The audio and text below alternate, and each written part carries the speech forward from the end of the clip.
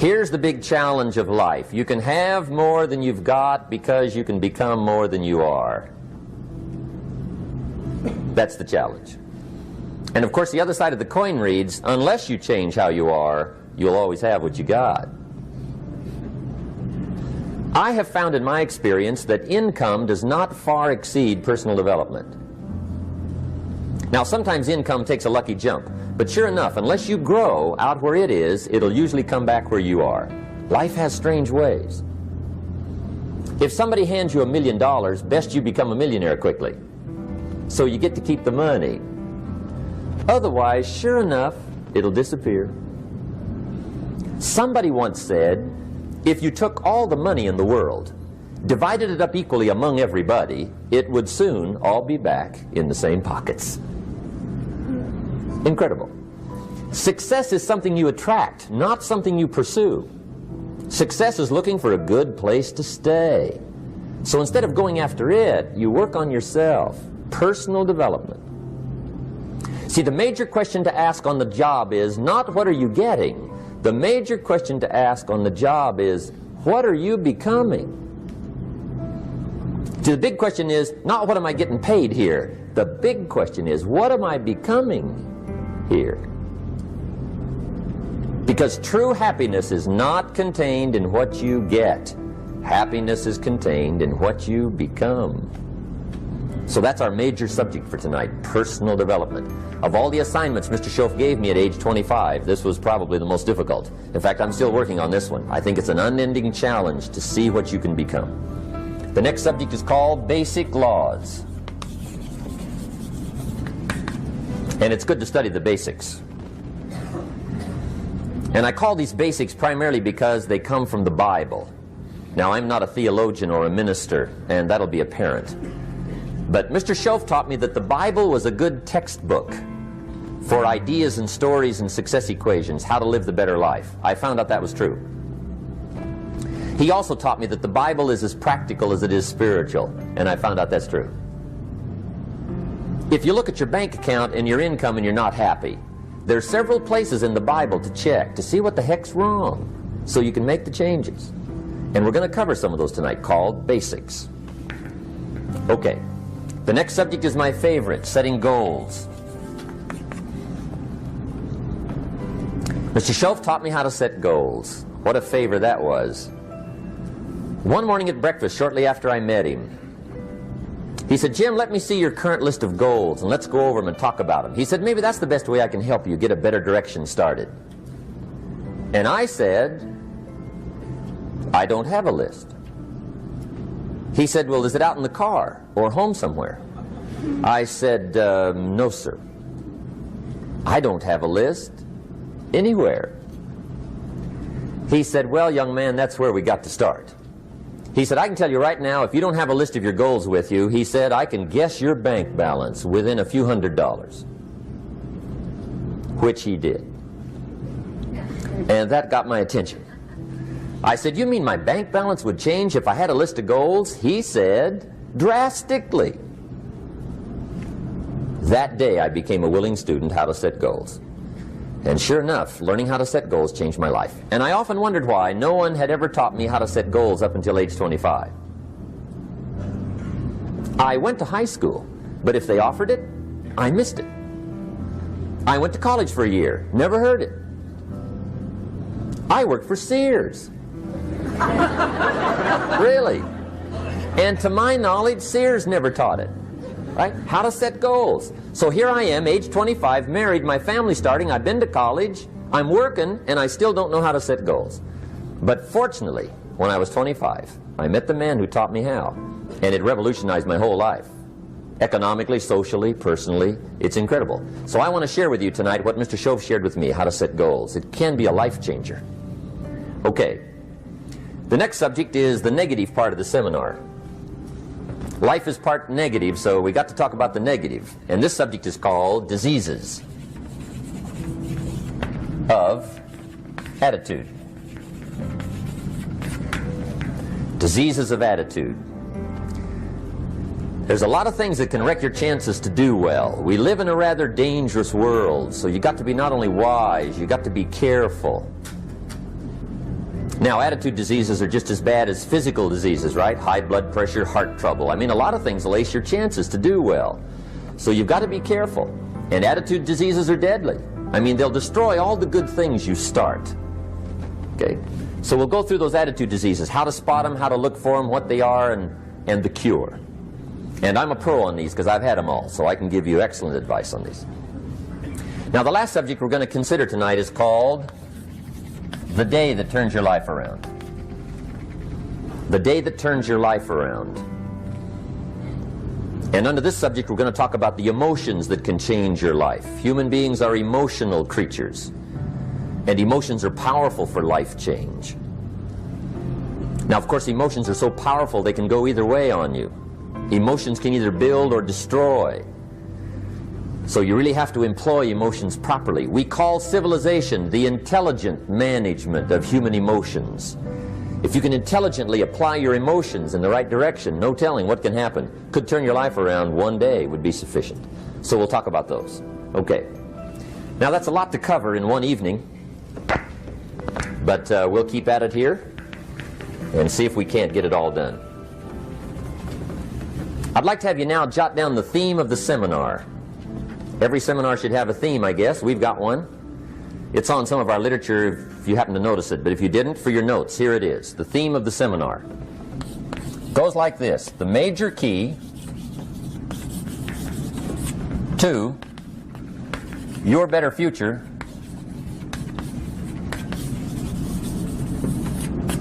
is you. That's the theme of our seminar tonight. The major key to your better future is you. And I'd like to have you underline two words just to give it some added punch. Underline the word major and the word you, so that it reads, the major key to your better future is you. Now, my first suggestion is transfer this to a card or something where you can put it up, where you can see it every day. Preferably put it up where you can see it at the beginning of the day, before you go off to put the day together. This is a good phrase just to glance at, to keep in mind as you're putting the day together. It's called the silent seminar. If you'll just let this talk to you during the day, I found it to be tremendously helpful. The major key to your better future is you. For a big share of my life now, I didn't have this one quite figured out, among a lot of things I didn't have quite figured out. Many things used to puzzle me back in those early days. I used to wonder why two people could work for the same company, one make twice as much money. Now, see, that used to puzzle me. And maybe they were the same age, graduated from the same school, live in the same community, work for the same company, with the same products and the same services. They've got the same traffic, the same problems, and one makes $1,000 a month, the other one makes $2,000 a month. Now that was my puzzling question. Why would this long list be the same and the money twice as much? I asked, what's the difference between $1,000 a month and $2,000 a month? And I don't mean $1,000 a month, right? I could figure that out. But what makes the difference? Why would one person do twice as well, 3 times as well? Speaking economically. Now, I know there's more than one way to do well. I understand that. But in this little narrow area called compensation, what's the difference? Well, back then, with my faulty thinking, I'm trying to reason it out. I thought, well, maybe time makes some of the difference, right? Some people do better because they have more time. I used to say, Harold ought to be able to do well. He's got a lot of time. If I had all of Harold's time, I could do well. Now, that's got to be dumb, right? Number one, you can't get somebody else's time. A guy says to me one time, he says, you know, if I had some extra time, I could make some extra money. I said, then forget it. There isn't any extra time. Hey, when the clock strikes 12 midnight, that about wraps it up, right? I mean, you can look around the gongs there for a little more, but it's over. You say to the guy, what are you doing? He says, I'm looking for extra time. See, they'll come and take you away, right? There isn't any more time. Now, if you can't get more time, which you can't, what could you get more of that would make a difference in economic results? And here's the key word. Make it a part of your notes. We're going to consider it tonight. The word is value. And I have a little phrase for your notes. Value makes the difference in results. Value makes the difference. You can't get more time, but you can create more value. Now here's the first lesson of economics. Everybody should learn it from the time they're old enough to understand what a dollar means, how to earn one, how to get one, how to keep one, what to do with it. First lesson of economics. We primarily get paid for value. That's lesson one. Bringing value to the marketplace, that's how you get paid. You don't get paid for the time. I know it takes time to bring value to the marketplace, but you get paid for the value, not the time. Now, since that's true, here's one of the key questions of the evening. Is it possible to become twice as valuable at the marketplace and make twice as much money in the same time? Could you become 3 times as valuable? Make 3 times as much money in the same time? Is that possible? The answer is yes, if. And it's always if, right? Life is known as the big if. Harry Truman once said, life is iffy. How true. And here's the big if we're going to consider it tonight. It's possible to do much better at the marketplace if you go to work primarily on yourself. And that's the theme of our seminar tonight. Learning to work primarily on yourself. People have asked me for the last 24 years, how do you develop an above average income? And the answer is, become an above average person. Develop an above average handshake. Some people want to be successful, they don't even work on their handshake. As easy as that would be to start on. They let it slide, they don't understand. Develop an above average smile. Develop an above average excitement. Develop an above average interest in other people. Develop an above average intensity to win. See, that'll change everything. Probably one of the most frustrating experiences in life is looking for an above average job with above average pay without becoming an above average person. It's called frustration.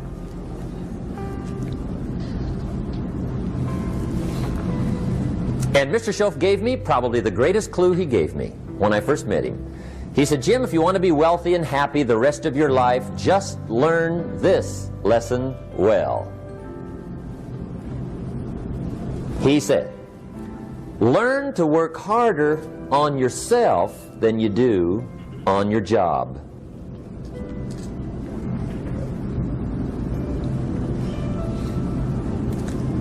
Then Mr. Schoaf gave me probably one of the most important clues among so many things he taught me, but this was in those early days.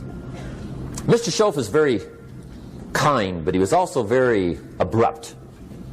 And he had these interesting questions to ask. I'm giving him a little rundown one day on how things hadn't worked out for me. He said, Mr. Rohn, I've got the answer for you if you will listen carefully. And listen carefully I did that day and for the next 5 years. If somebody's wealthy and happy, you gotta listen. He said, Jim, I've only known you a short time.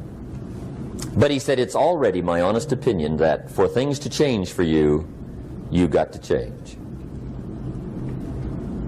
That wasn't quite the answer I was looking for. But that's the answer he gave me, and I pass it along to you on this warm summer evening in Anaheim, California, 1981. For things to change for you, you've got to change. Otherwise, it isn't going to change. Before I met Mr. Schoaf, I used to say, I sure hope things will change. Right? That seemed to be my only hope. If it isn't going to change, I'm in serious trouble. And then I discovered it isn't going to change, so I'm in serious trouble.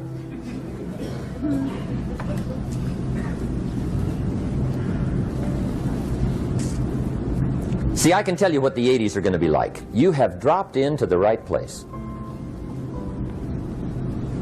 I did a seminar one time for Standard Oil executives and management in Honolulu. And we're having a conference one day on this big conference table. And one of them said to me, Mr. Rohn, you know some fairly important people halfway around the world. What do you think the 80s are going to be like? I said, gentlemen, I do know the right people. I can tell you. So they all listened very carefully. And I said, gentlemen, based on my wide experience, I can really honestly say to you, in my opinion, in the 80s, it's going to be about like it's always been. Aren't you glad you came? That's inside. I don't pass that around just everywhere. Now, of course, I said that to make a point, but I also said it because it's accurate. It's going to be about like it's always been. It isn't going to change. The tide comes in, and then what? It goes out for 6,500 years that we know of, recorded history, and probably long before that. So it is not going to change. It gets light, and then what? It turns dark. 6,500 years. See, it's not likely to change. And we're not to be startled by that. And if the sun goes down, the guy says, what's happened, what's happened? It means he hasn't been here long, I guess, right? It always goes down about this time. The guy says, well, I don't like that arrangement. Well, you got to talk to somebody besides me, right? It gets light, then it turns dark. In rotation, the next season after fall is what? Winter. Pray tell, how often does winter follow fall? Every year regularly for the last 6,500 that we know of. See, it is not going to change.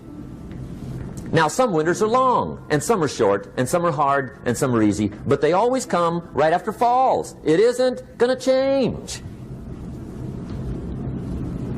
Sometimes you can figure it out, sometimes there's no way to figure it out. Sometimes it goes well, sometimes it gets in a knot. Sometimes it sails along, sometimes it gets in reverse. See, that's not going to change. The last 6,000 years reads like this: opportunity mixed with difficulty. That's how it reads. It isn't going to change. The man says, well, if it isn't going to change, how will my life ever change? Answer, when you change.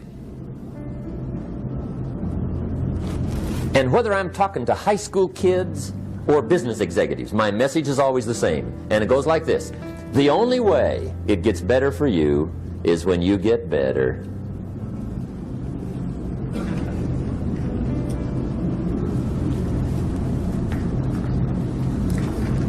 Let me give you the 4 major lessons in life to learn. Here's 4 majors. It's good to study the majors. In our weekend seminar we teach, some people don't do well because they major in minor things. You've got to be on the lookout. At the end of every week, end of every month, you've got to check, make sure you're not spending major time on minor things. Okay, we go through that whole series. Majors and minors. Now, let me give you 2 phrases before we get to the 4 majors. This will set it up and you'll see where I'm going. 2 key phrases for your notes. Here's the first one. Life and business is like the changing seasons. That's the first phrase. Life and business is like the changing seasons. One of the best ways to describe life, it's like the seasons. Frank Sinatra sings, life is like the seasons. Now here's the second phrase. Very important. You cannot change the seasons, but you can change yourself. You can't change the seasons, but you can change yourself. And see, that's how life gets better for you, not by chance, but by change. Now, here's the 4 major lessons in life to learn.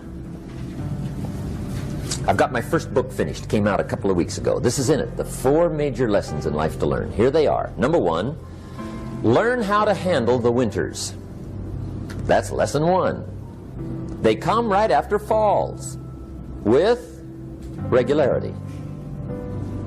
Some are long and some are short and some are hard and some are easy, but they keep coming.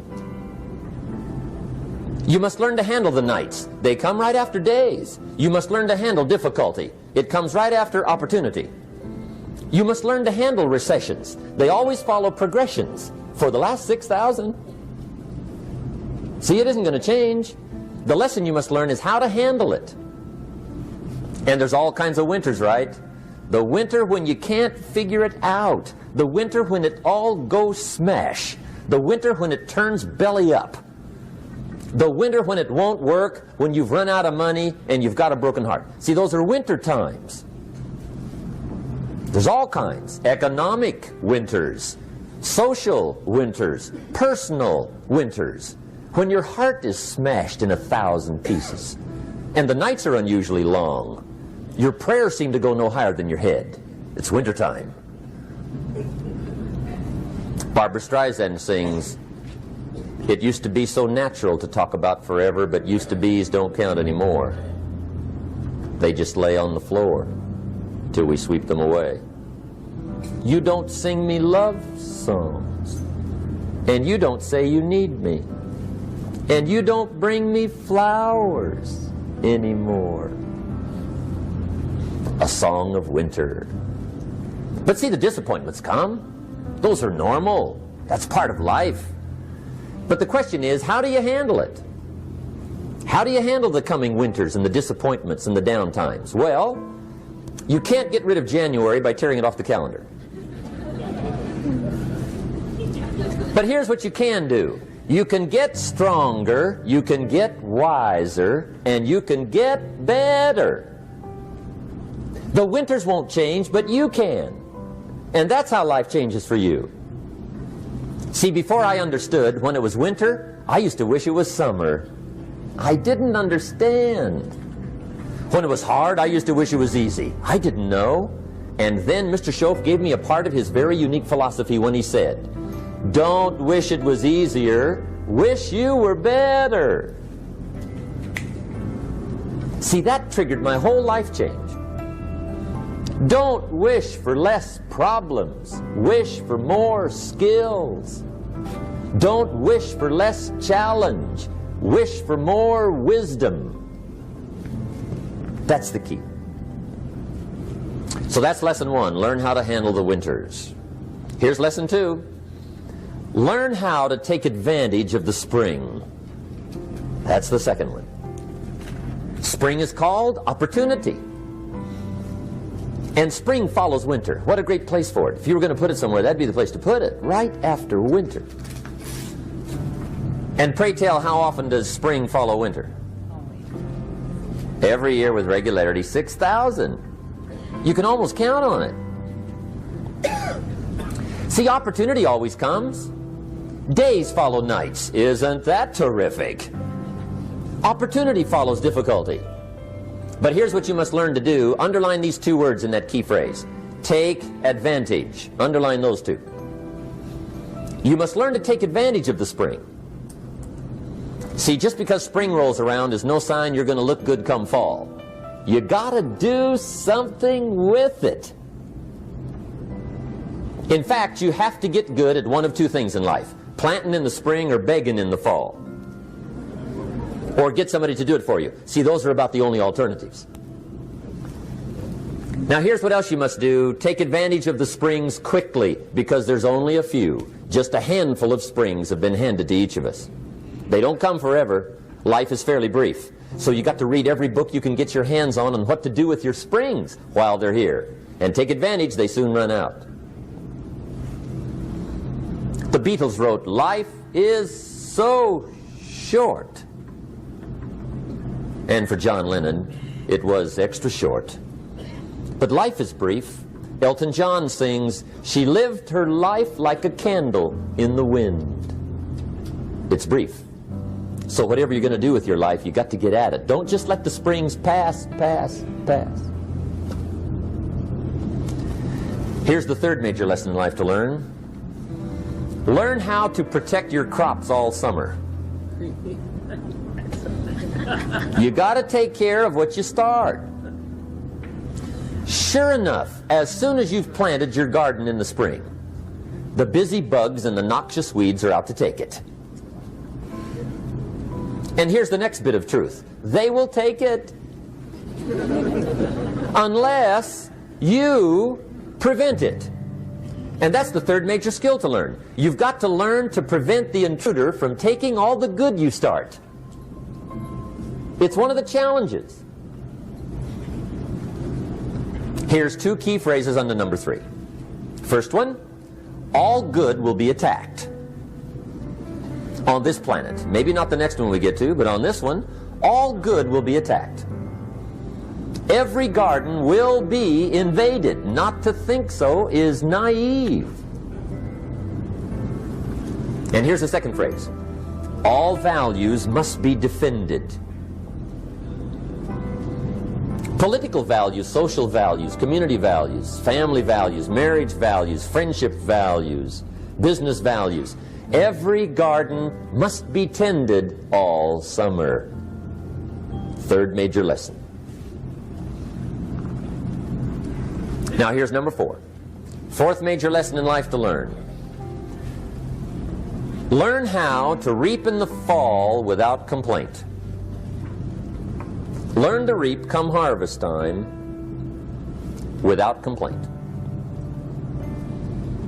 Take full responsibility for what happens to you. It's one of the highest forms of human maturity, accepting full responsibility. It's the day you know you've passed from childhood to adulthood, the day you accept full responsibility. And another note, learn to reap in the fall without apology. Without apology if you do well, and without complaint if you don't.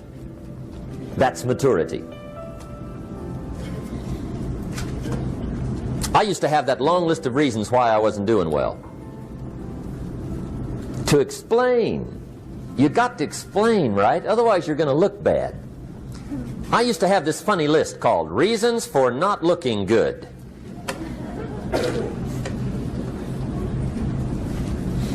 I used to blame the government. I mean, you can believe that or not. It was at the top of my list. I had a lecture second to none. The government. That was on my list. I used to blame taxes. Look what you got left after they take everything.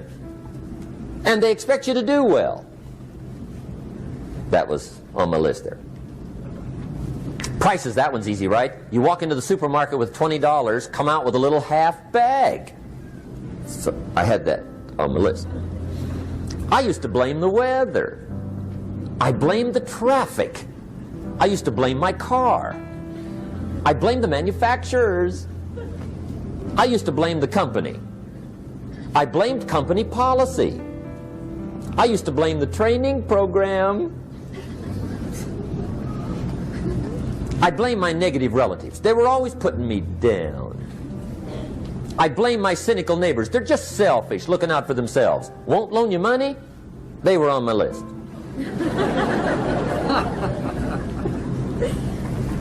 I used to blame the economy. I blamed the community. That's a pretty good list for not doing well, isn't it? I thought it was good. I'll never forget one day, Mr. Schoaf was very kind, but he was also very blunt. And this was no exception. And I'm glad he was blunt. There's a lot of things I'd have missed if he hadn't have been blunt. One day, with sort of a curious look on his face, he said, "Jim, just out of curiosity, tell me, how come you haven't done well up until now?" Excellent question. I thought, well, so I won't look too bad, I'll go through my list. And this list I just gave you, I put that on him. And he was very patient. He let me go through the whole thing, the government, the weather. I went through this whole thing. When I finished, he looked my list over very carefully. He said, "Mr. Rohn, big problem with your list. You ain't on it." How brilliant.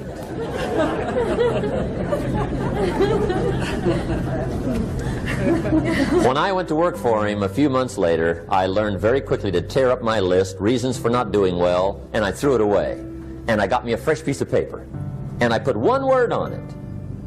Me.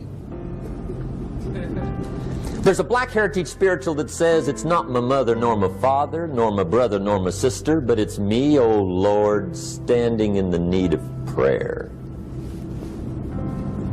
See, I used to blame everything outside. And then let me give you a little philosophy that helped turn my life around. For your notes, here it is. It's not what happens that determines the quality or the quantity of your life. It's not what happens. And the reason is because what happens to about everybody. No different. The sun went down on all of us last night. A common event, a happening. And I found out that the same things can happen to two different people. One gets rich and one stays poor. Why is that? It's because it's not what happens, but rather it's what you do that changes everything. So that's a key phrase. It's not what happens, it's what you do.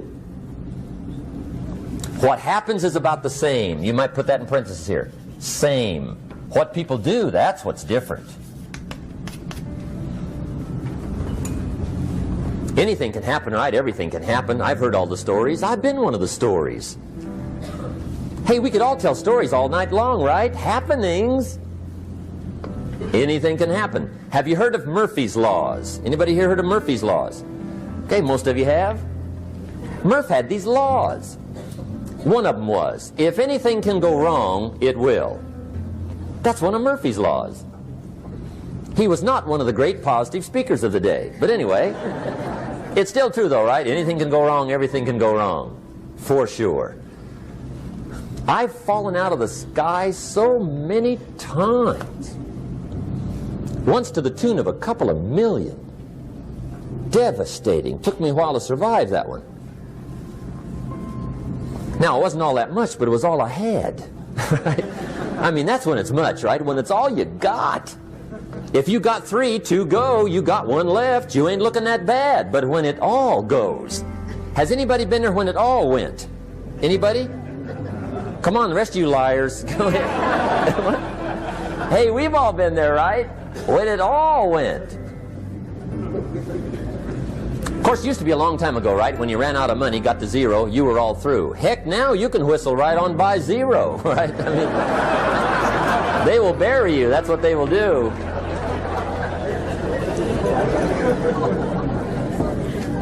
But see, those are the happenings, right? Everything can happen. Anything can happen. But it's not the happenings. It's what you do about it.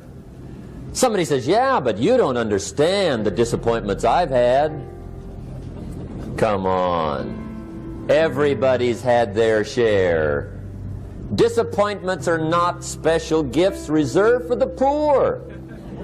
Everybody has them. The difference is what you do about them. It's not the weather. I used to blame the weather, and I discovered it rains on the rich. So see, that won't help. 2 men wake up one morning, there's a rainstorm on. One of them looks out his window, sees the rainstorm, and he says, wow, what a storm. With weather like this, they can't expect you to go out and make sales. He stays home. Same morning, the other guy looks out his window, sees the same storm, says, wow, what a storm. But he says, you know what, with weather like this, what a great day to go out and make sales. Most everybody will probably be home. Especially the salesman.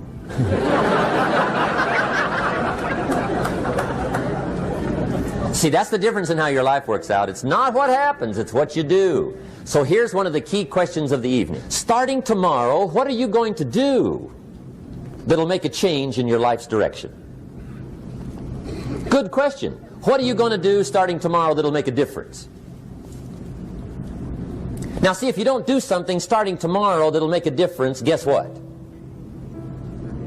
It's gonna be the same. And see, that way you can guess what the next 5 years are going to be like. Look at the last 5. Because the next 5 are going to be like the last 5 unless you, major key, tomorrow, change it all. Or change a little, or change something, or don't change. It's choice time. You can do whatever you want. But it's nice to know any day you wish you can change your whole life. What can you do starting tomorrow that'll make a difference? Good question.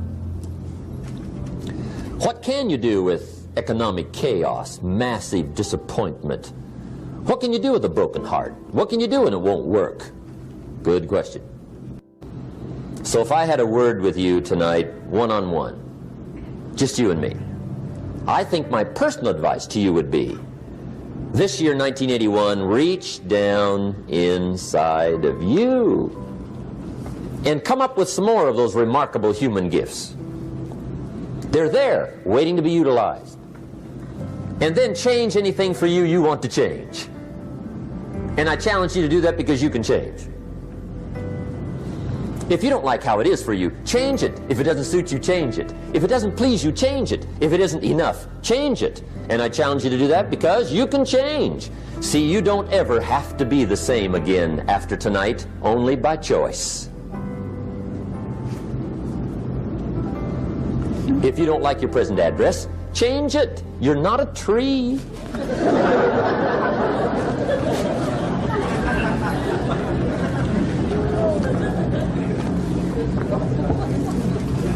Now, let me give you 3 steps to personal development. Let's get down to the nitty-gritty.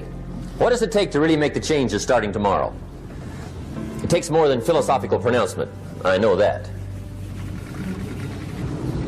It also takes more than enthusiasm. I know we're hearing a lot about enthusiasm these days, but see, that just won't do the job.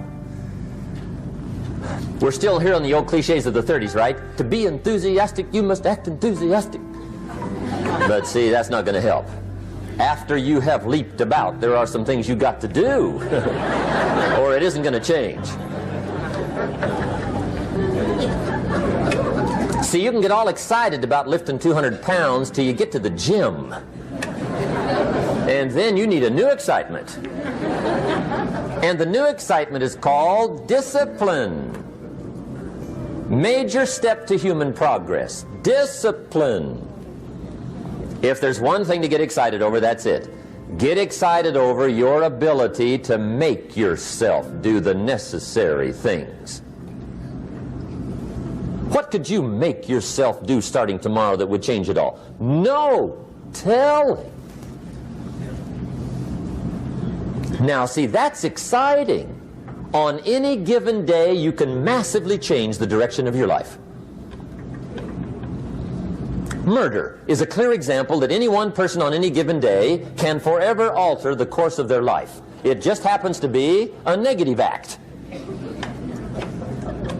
But just as sure as you can commit a negative act, you can also commit a positive act and forever alter your life whenever you wish. Now that's exciting. And whatever that act might be that changes your life.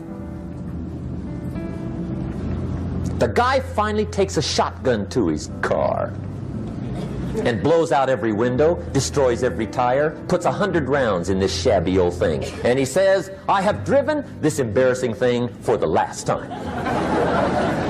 And not only will I never drive it again, nobody else will ever drive it again. And he lets that shuddering thing stand there for a while as a monument to the day he said, today my life changes. Now who can do that? Anybody. When can you do it? Whatever day you pick.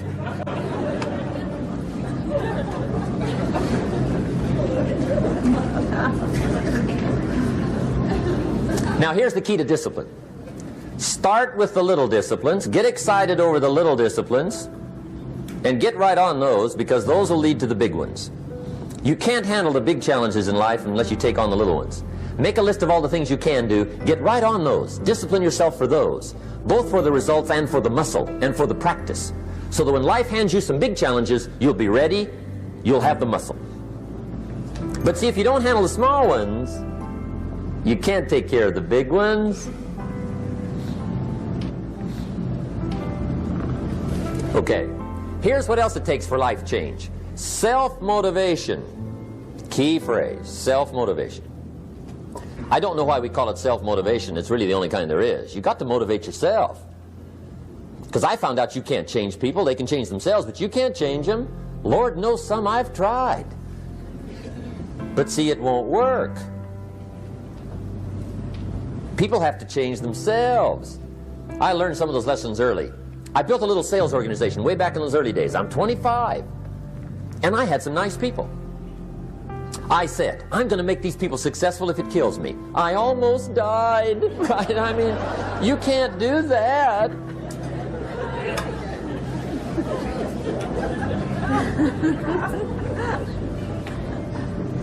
See, I've discovered this. Good people are not trained, they're found. You find good people. You don't make them good, you find them good. Training really is for the purpose of finding good people. You don't need much instruction for a good person. Too much training probably means you got the wrong people.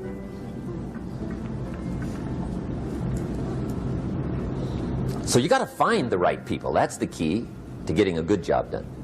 One of the major things we learn in management, lesson 1, don't send your ducks to Eagle School.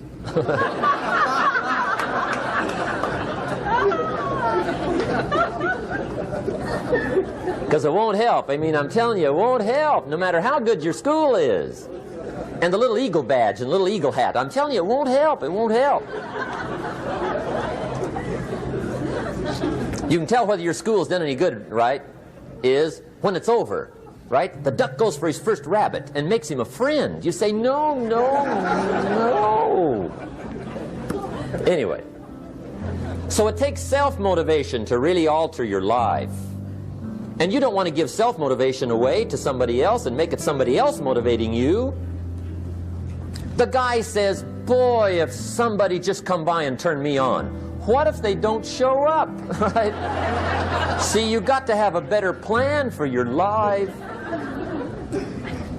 Okay. Now, if you're excited and you're ready to change, let me give you 3 steps to start life change that can change your life, your personality, your lifestyle, everything can change. Here's the steps. Number 1, find out how things work. The first key to doing better is find out. To change your life, really, you need ideas. There isn't anything an idea can't change. And Schoaf taught me the major problem is lack of an idea, not a problem. At first I didn't have any money. I said to Mr. Schoaf, I don't have any money. He said, that's not a problem. Now see, up until then I always thought it was. Right? I was confused. He said, no, no, the problem is lack of an idea on how to create money and wealth. It isn't lack of money, it's lack of ideas. So if you get the ideas, see, you can change anything. Now to get ideas, you need a constant study of finding out. Now, Schoaf also said, when you find out something that works, put the information in your journal. Don't use your head for a filing cabinet. Put it in your journal so that you can do the next best thing. Repetition, repetition, repetition. Go over it. And if you repeat it, go over it, sure enough, someday, some mysterious day, the idea takes root, starts to grow, and shows up in your bank account, and your dress, and your personality, and your lifestyle. But capture the ideas in your journal. Find out how things work. Schoaf gave me this word for my life change. He said, study. Great word. If you wish to be successful, study success. If you wish to be happy, study happiness. If you wish to be wealthy, study wealth. Don't leave it to chance. Make it a study. Some people just go through the day with their fingers crossed. See, that won't do it. You've got to study the things that can change your economic, social, spiritual, personal life. Now, here's a qualifying phrase. And we'll have several of these qualifying phrases throughout the seminar. Here's the first one. You may not be able to do all you find out. I understand that. You may not be able to do all you find out, but you should find out all you can do. See, you don't want to wind up at the end of your life and discover that you've lived only 1/10 of it. And the other 9/10 went down the drain. Not for lack of opportunity, for lack of information. So that's number 1, find out how things work. Now here's the best human virtue for finding out, curiosity. Make a note of that. Curiosity. Be curious. You might add a word to it that'll help. Childish curiosity.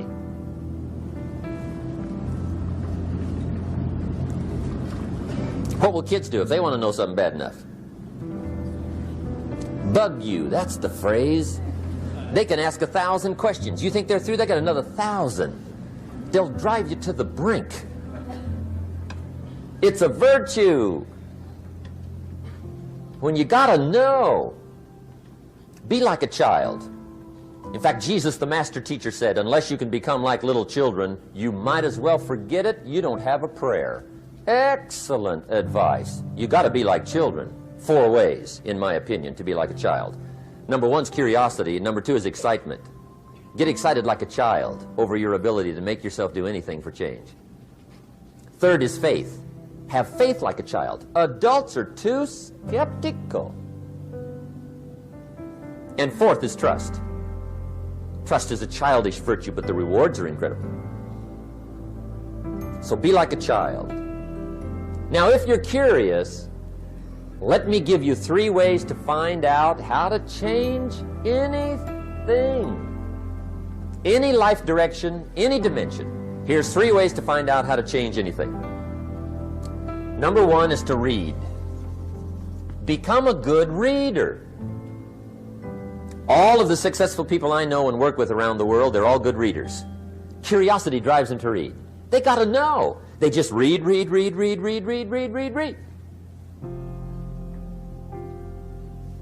Become a good reader. Now, that's my opinion. Listen to the other lecturers and listen to me and make up your own mind. Don't be a follower. Be a student. Okay? I say, really, for life change, you got to read. One way to learn is from your own experiences, but another way to learn is from other people's experiences. See, one book might save you 5 years if you read it. Did you know there's books on how to be stronger, more decisive, be a speaker, be a leader, have a better effect on other people, develop your personality? Did you know there's books on that? And people don't read them? How would you explain that? And they can read. Did you know that hundreds of successful people have written their stories in books and they wrote down how they did it and people don't read it? How would you explain that? The guy's busy, I guess. You know, you get tied up. The guy says, well, yeah, you work where I work. By the time you struggle home, it's late. You got to eat a bite of supper, watch a little TV, get to bed. You can't sit up half the night reading. And the guy's behind on his car payment. Good worker, hard worker, sincere. But you got to be better than sincere and work hard. Otherwise, at the end of your life, you'll wind up cold, stony broke. You got to be better than a good worker. You got to be a good reader. The whole world is governed by laws. The universe, in fact. Laws. We call it the law of electricity. We call it the law of gravity. There's mathematical laws. There's physical laws. Speed and velocity laws. Agricultural laws. There's all kinds of laws. Now that we find ourselves on the spinning planet, you just have to learn what I call the setup. Learn the setup. Life's setup. Now, we didn't set it up, but we're here, so you got to learn it. And we should learn the setup for 2 basic reasons. Number 1, to keep from getting hurt. It's one of the major reasons for learning, so you won't get hurt. See, economically, socially, personally, you can get hurt just not knowing. Ignorance is not bliss. Ignorance is poverty. Ignorance is tragedy. You got to know, or you're going to get hurt. It's good to know not to walk out the 10-story window. That's excellent information. Now, what if a guy didn't know and he walks out? Now he's dead at the bottom. Somebody says, well, the poor guy didn't know. You got to know, or you're going to get hurt. Okay. Now, here's a parenthesis. You don't have to like the setup. I don't ask you to like how it is. That's not what's important. But it is important to learn how it is. Okay, so you don't have to like it, but you should learn it. That's what I tell the kids, right? Make sure you get the information. What you think about it, that's up to you. What you're going to do with it, that'll soon be up to you. But make sure you get it. See, there's nothing worse than being stupid. Nothing. I mean, being broke is bad, but being stupid is awful. And what's really bad is being broken stupid, right? That's about the end of the world. I mean, there isn't anything much worse than that. Unless you're sick. Sick, broken, stupid. I mean, that is it, right? There's nowhere else to go. So make sure you get the information. It's key. You don't have to like it, but learn it. If this big monstrous thing lifts up in the sky, hangs there for a little while, cuts loose, comes crashing down, boom, shakes the ground for 5 miles. And then this big monstrous thing lifts back up in the sky, hangs there for a little while, cuts loose again, comes crashing down, boom, shakes the ground for 5 miles. It just keeps doing it, this big monstrous thing, lifting up and then crashing down, boom. Now, you might come along one day and say, that's got to be a stupid arrangement, which is okay. You're entitled to your opinion. But the first thing you should learn to do is get out from under it, right? That's number one. You might have a great moral argument. You might want to shake your finger at the sky, but do it from over there, right, so you don't get smashed. It's called your basic smart. So number one, learn so you won't get hurt, whether you like it or not. Learn. Now here's the second reason for learning, the setup, to benefit. It's called the plus of life. And that's what life is, right? Both minus and plus. The minus is tragedy, heartache, misery, failure, unhappiness. But life is also happiness, prosperity, good feelings. So here's the key. Learn to get on the good side of the way things work.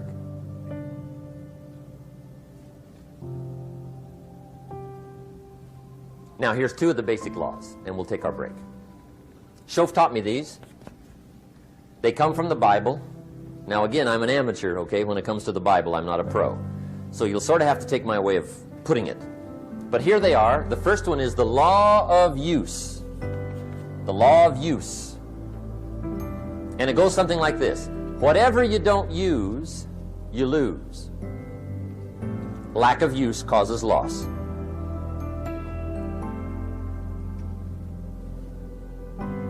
On this planet, maybe not the next one, but on this one, if you tie your arm to your body, leave it there long enough, you'll never use it again. It's over for the arm. Now, it may not be over, but it's over for the arm. The only way to keep the use of this arm is what? Keep using it. If you quit, you lose automatically. They don't bring it up for a vote. You lose automatically when you quit. Now, the same thing that goes for your arm goes for your brain, mentality. The same thing goes for all the human virtues. Ambition, unused, declines. Strong feelings, unused, diminish. It doesn't grow, it diminishes. Faith, unused, decreases. It's a law.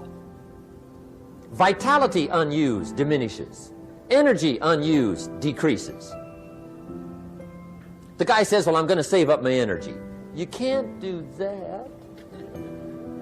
That's like trying to save today, put it on the end of the year. See, you can't do that. They'll come take you away.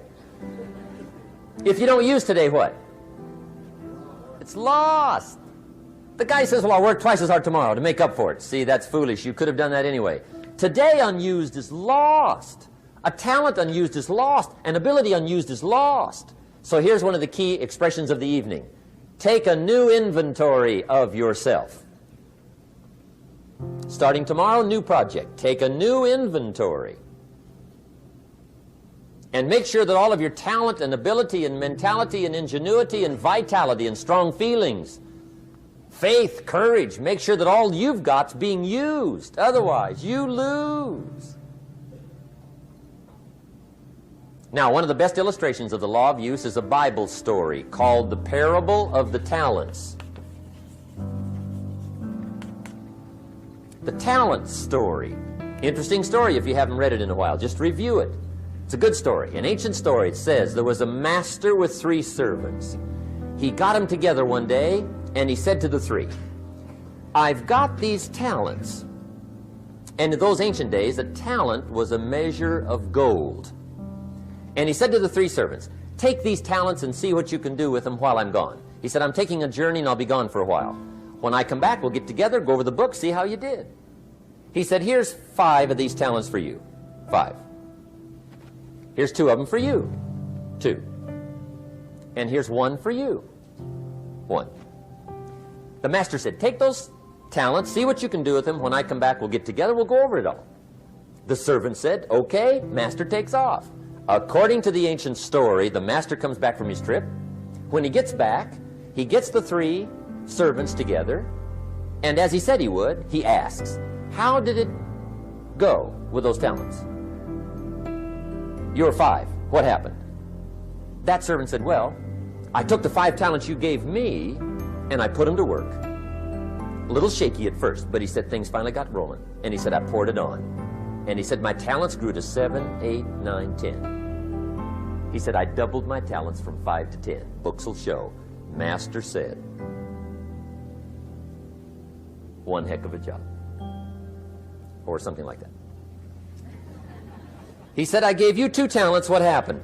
That servant said, about the same thing happened to me. I put those 2 talents to work, poured it on. They grew to 3 and then to 4. He said, I doubled my talents from 2 to 4. Books will show. Master said, well done. He said, I gave you 1 talent. What happened? That servant said, well, I took the talents you gave me, and I carefully wrapped it, and I dug a hole and buried it.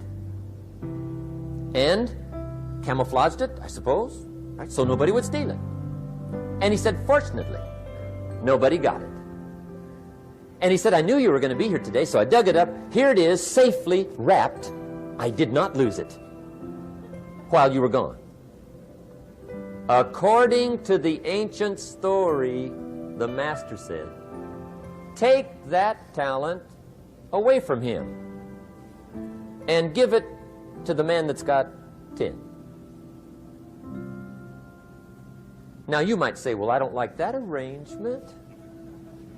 The poor guy's only got 1 talent. He's already got 10. It ought to be more even. Remember, I didn't ask you to like it. But this one I would ask you to learn, because it simply means whatever you do not employ, you forfeit. It's a law.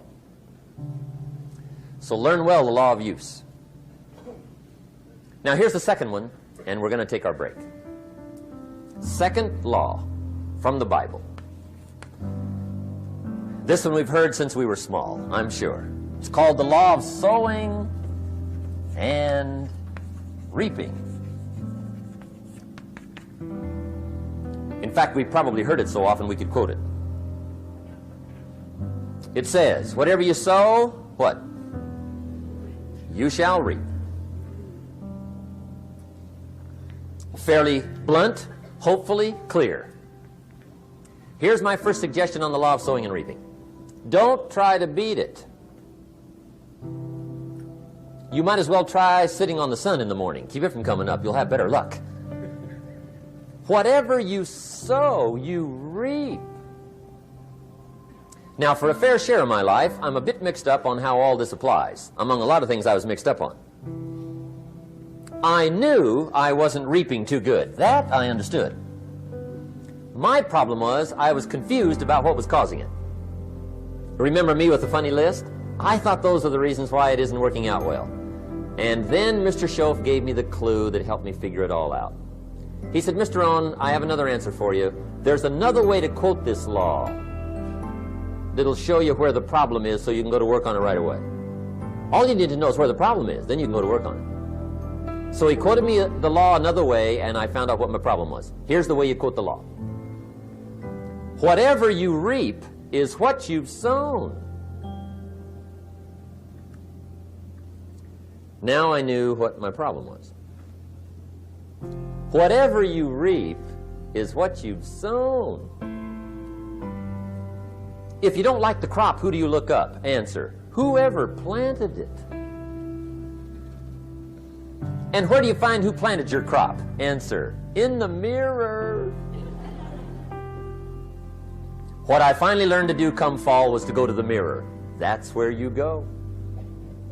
And if necessary, you say, a few skinny carrots? I got to be unimpressed. Where were you last spring? Asleep. Didn't you read the books? Did you break your hoe? Let me give you 7 key points to the law of sowing and reaping. Let's tick right down through the list of 7, and it'll be break time. 7 points to sowing and reaping. Here's part of the philosophy that really helped me to make some changes in life direction. Number 1, the law of sowing and reaping is negative. That's number 1, which simply means if you sow bad, you reap bad. Now, this is kind of 3rd grade, but it doesn't hurt to go over the basics. If you plant thistle seeds, you don't get pumpkins. Honest, no use looking for pumpkins. John says, how come no pumpkins? Come on, John. The law's negative. That's how come. Now, here's number 2. The law's positive, which simply means if you sow good, you reap good. If you plant pumpkin seeds, you don't get thistles. Not from pumpkin seeds. Mother Nature won't pull tricks on you over in the corner snickering and pushing you thistles and you planting pumpkin seeds. She won't do that. You will get pumpkins from pumpkin seeds, and the reason is because the law is positive. Now, here's number 3. I got excited when I found out the full dimension of this. See, you do not reap what you sow, but rather you always reap much more than what you sow. So the 3rd key word is more. You don't get back what you put out. You get back much more than what you put out. And it works both positive and negative. On the negative side, it said, if you sow to the wind, you reap the whirlwind. So you got to get ready for that, or you will be naive.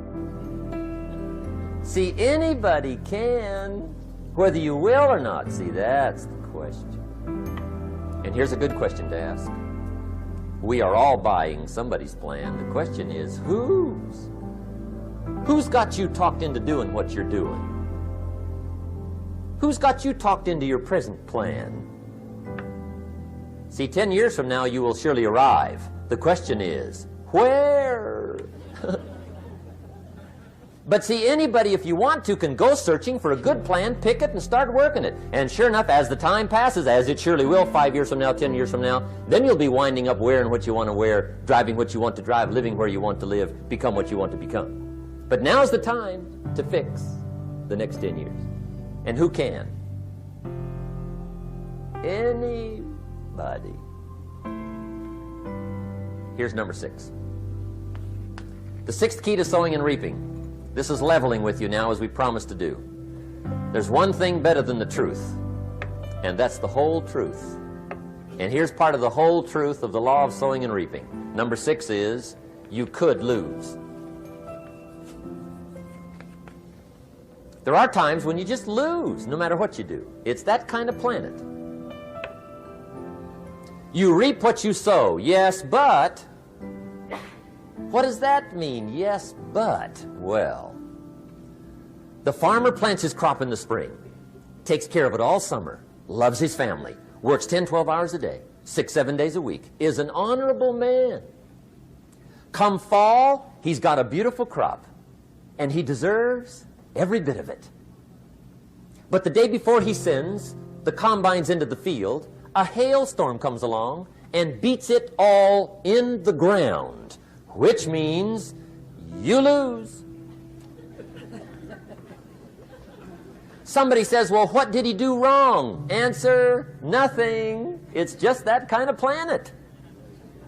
Sometimes it's going to hail on your crop and rain on your parade, so you got to get ready for that or you will be naive. That's just part of the life arrangement. And don't press me why. I was not in on some of the original decisions here, so I don't know how it got set up. But there's just times, sometimes you lose. That's part of life. But now here's number 7. The 7th key to sowing and reaping. And it goes like this. It's just another way to quote the same law. And it goes like this. If you don't sow, that's just another way to quote the law. If you don't sow, what? You don't reap. You don't even have a chance. So if you looked at your game plan tomorrow, you might come to the quick conclusion, I got to get some sowing going. How true. Get you some sowing going. And remember, you've got plenty of time. You've got all the time there is. Some people spend enough TV time to make a fortune. The latest article on television watching in this country, according to the latest article, the average television is on in this country in every household 7 hours a day, called the Big 7. I asked a guy one time what his TV cost. He said about $450. I said, you forgot to look at the price tag. He said, what do you mean? I knew he was a TV watcher. I said, that television costs you, in my opinion, at least $12,000 a year. To watch it, not to own it. Owning it's cheap.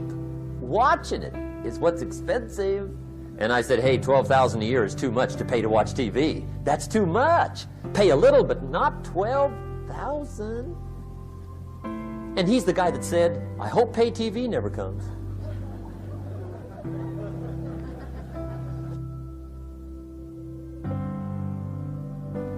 Okay, we're trying to cover an awful lot tonight, I realize that, but my time schedule is such that we just have to sort of give it all to you and let you sort the rest out. I wish we had plenty of time for questions and answers and that whole thing, but our time is just limited.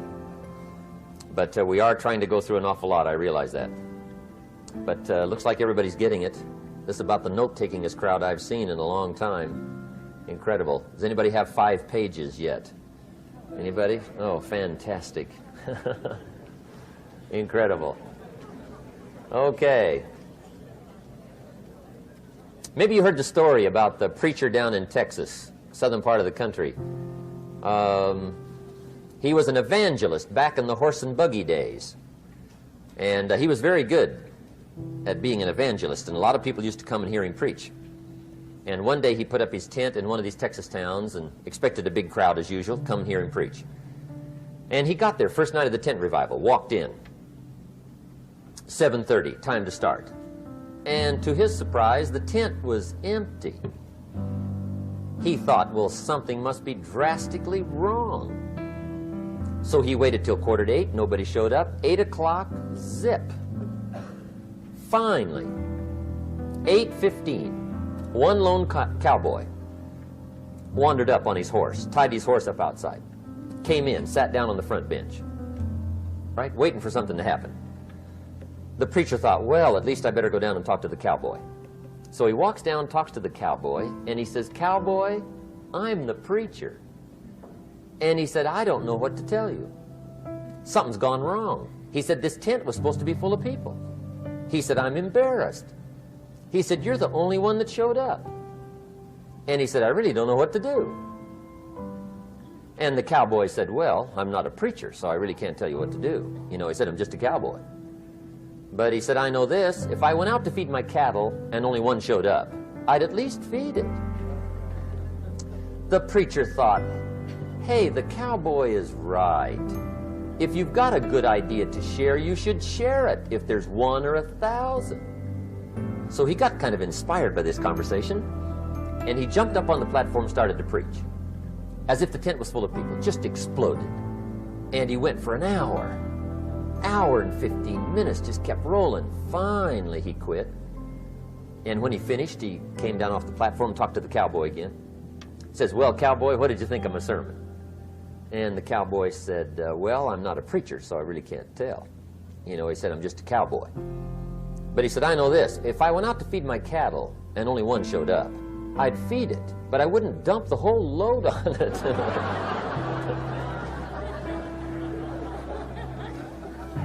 So anyway, if it seems like we're dumping the whole load tonight, I guess we are. But gosh, everybody's doing well. I'm having a good time. I appreciate the response here tonight. Okay, the next subject is setting goals. Let me show you what turned my life every way but loose. Mr. Schoaf dropped this idea on me, changed me completely. Setting goals. Here's what can easily happen if you don't set goals. It's easy to let life deteriorate into making a living instead of designing a life.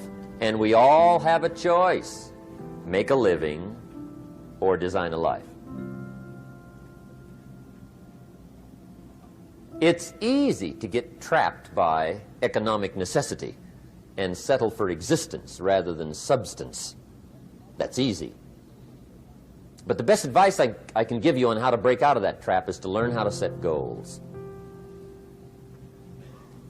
Mr. Schoaf put it to me this way. He said, Jim, if you had enough reasons, you could do the most incredible things. I never forgot how he put that. If you have enough reasons. See, reasons will change your whole life.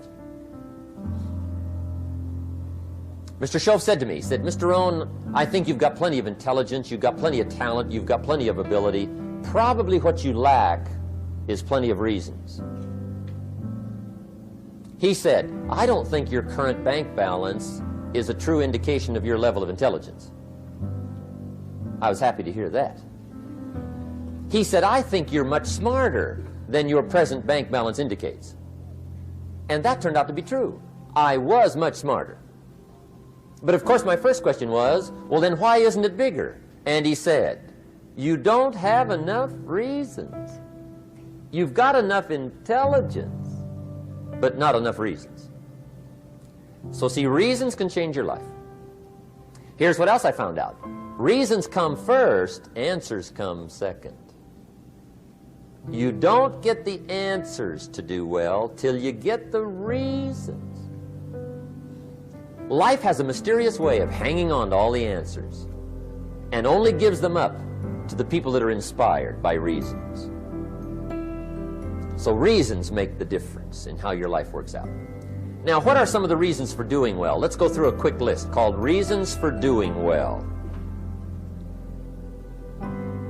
First is personal reasons. Some people do well for recognition. Some people do well for respect. Some people do well for the way it makes them feel. They love the feeling of being a winner. Those are good reasons. I have some millionaire friends that keep working 10, 12 hours a day, making more millions. And it's not because they need the money. It's because they need the joy and the satisfaction and the pleasure that comes from being a constant winner. And see, it's not just the money anyway. It's the journey, not the money. Once in a while somebody says to me, boy, if I had $1 million, I'd never work another day in my life. That's probably why the good Lord sees to it they don't get their million, right? They'd quit. They'd quit. Okay. Next is family reasons. Some people do extremely well for other people, and that's powerful. Human beings can greatly affect each other. Sometimes we will do things for somebody else we will not do for ourselves. We're made that way. I met a man one time who said, Mr. Rohn, to do all the things I want to do with my family around the world, he said, I got to have at least $250,000 a year. I thought, incredible. Could a guy's family affect him that much? And the answer is, of course. How fortunate are the people that find themselves greatly affected by somebody for personal achievement. And we are affected. The writer of a recent song said, "If not for you, the winter would hold no spring, couldn't hear a robin sing. I just wouldn't have a clue if not for you." So we can be affected. That might be one of the most stimulating reasons to do well, finding somebody. When Andrew Carnegie died, the wee little Scotsman that built the big steel industry, when he died, they opened up his desk, and in one of the desk drawers, they found a slip of paper. On that piece of paper, Mr. Carnegie had written his goal for his life, and he wrote it when he was in his 20s. And on that piece of paper, it said, "I'm going to spend the first half of my life accumulating money. I'm going to spend the last half of my life giving it all away." What a goal. He got so inspired by that goal that the first half of his life, he accumulated $450 million. And the last half of his life, he gave it all away. Good question tonight. What's got you turned on? What's got you bombed out of sight to get up early and stay up late and hit it all day? Next question. What's got you turned off? When I found the answers to those two questions, my life exploded into change. I finally found out what had me turned off, and I got that cured. And then I got me a long enough list of reasons to turn me on. And once the lights went on for me, age 25, they've never gone out. I've fallen out of the sky a few times, but I've never lost that drive to make something unique out of my life. See, reasons altered my whole life. Now, there's another list of reasons called nitty-gritty. Hard little reasons. Sometimes those little reasons are the most powerful reasons that can change your life. Sometimes it doesn't take much. I now carry several $100s in my money clip. It's only a few $100s, but it was one of those reasons turned my life around. Just before I met Mr. Schoaf, I heard a knock at the door. I go to the door, and there's a little girl standing there about this tall selling Girl Scout cookies. And she gave me one of the finest sales presentations I've ever heard. Special deal, several flavors, this whole package of stuff, $2. And with a big smile, she very politely asked me to buy. And I wanted to. Big problem. I'm broke. I don't have $2. And to this day, I can remember the pain and the embarrassment. I'm a father. I'm a husband. I've been to college. I'm working. I'm 25. I don't have $2. And I didn't want to tell her that for some reason. So I did what I thought was next best. I lied to her. I said, "Hey, look, I've already bought lots of Girl Scout cookies. I've still got plenty stacked in the house," which was not true. But it seemed to get me off the hook for the moment. She said, "Well, gosh, that's wonderful. Thank you very much." And she went away. When she left, I closed the door, and that was the day I said to myself, I don't want to live like this anymore. I've had it with lying, and I've had it with being broke. I'm never going to let this happen to me ever again. I promised that day I would work as hard as possible and would always carry plenty. It took me a little while, but now I do. It was one of those reasons. And I guess I carry plenty for two reasons. One is the way it makes me feel, but also in case I bump into another Girl Scout selling cookies. right? I'm ready.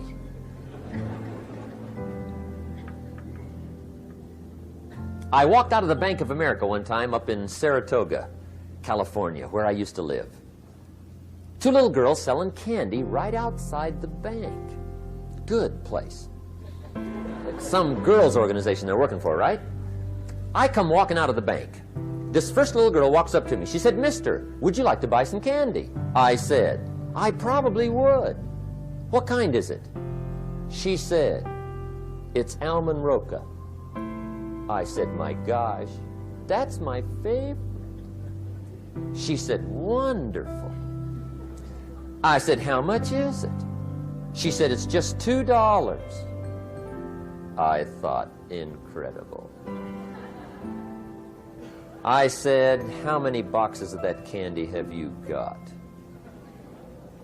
She said, 5. And her little friend was standing there. She was selling candy too. I said, "How many boxes have you got?" She said, "I've got 4. I said, "That's 9. I'll take them all." They said, "Really?" I said, "Yeah, it's my favorite. I've got some friends. I'll pass them around." They got so excited, put all this candy together. I reached in my pocket, gave them the $18. When I've got the candy and they've got the money, that first little girl looks up at me. She says, "Mister, you are really something." How about that? Can you imagine only spending $18 and have somebody look at you in the face and say, "You are really something"? Now you know why I carry heavy, right? I'm not going to miss anymore. It was just one of those reasons. Helped to change my life. One of my nitty-gritty reasons was budget finance. Budget finance used to grind my soul. Way back in those early days, I had fallen for one of those consolidation loans, where you take all your little hard-to-pay bills, put them into one big impossible-to-pay bill, right?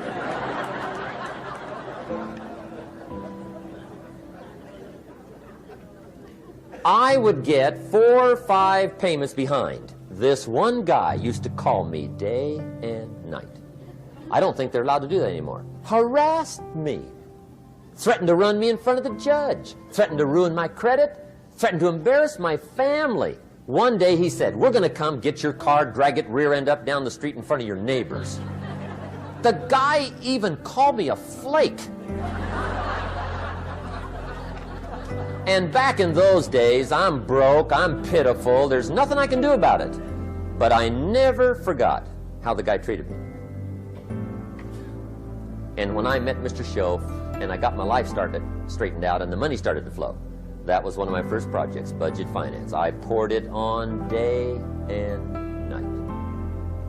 I finally put all the money together I owed him, which was considerable. I picked a day for the payoff.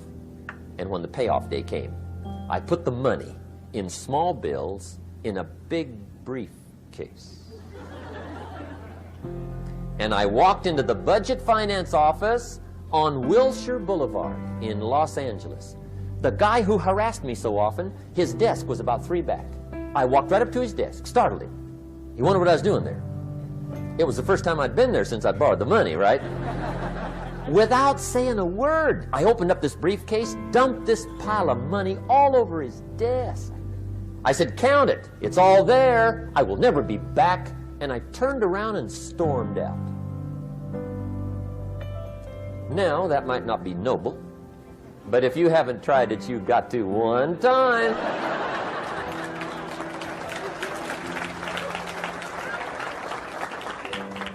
It can be the day that turns your life around. All you need is a reason that turns you on.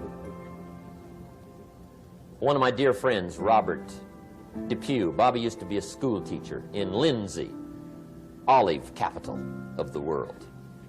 Bobby taught school several years, got a little weary teaching school. One day decided he wanted to get into sales. So without telling anybody, he just up and quit his job teaching school and jumped into sales.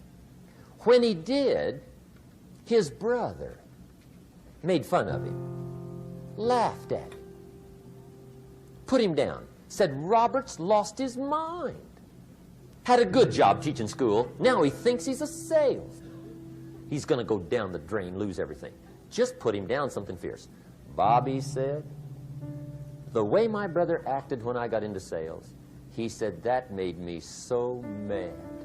I decided to get rich.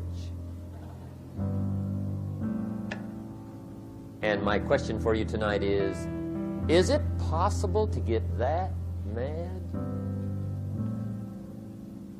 Of course. Wealth is not a matter of intelligence. It's a matter of inspiration. Today, Robert happens to be one of my millionaire friends. Bobby's rich.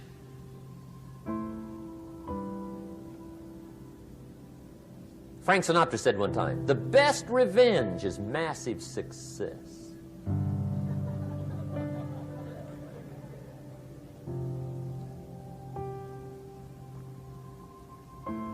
Hey, get you a long enough list of reasons so that after tonight you never lack for inspiration.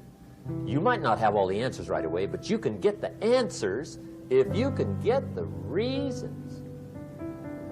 Now let me give you a little simple formula for goal setting. Okay? We take 2.5 hours on the weekend for the whole 10-year plan. We don't have time for that tonight, but let me get you started with a little simple formula Mr. Schoaf gave me, and maybe this will be helpful. First of all, I've divided goals into two parts. First is long range. Long range goals. That's your dreams. Your dreams for the next 3, 5, 10, 20, 30, 40 years. Actually, the rest of your life. Your dreams. You've got to keep dreaming. Ronald Reagan, president, said to the joint session of Congress a few weeks ago, the Republic is a dream. And if we don't keep dreaming, we will lose the Republic. Your better future is a dream for yourself and for your family. Where do you want to go? What do you want to do? What do you want to be? What do you want to see? You've got to dream dreams. There's a Bible phrase that says, without dreams and visions, people perish. You've got to have something to go for that inspires the heart and the soul. Dreams. From the children of Sanchez, it says, take the crumbs from starving soldiers, they won't die. Take the bread from hungry children, they won't cry. But without dreams, we all will die. You've got to dream. Don't lose your dreams. For yourself, for your future, for your family. The dreams of love and enterprise and travel and doing things. Becoming something unique on your journey here. Don't lose your dreams. Do some dreaming. That's long-range goals. You've got to have those. So that's number one. Here's the second part of goals, short-range.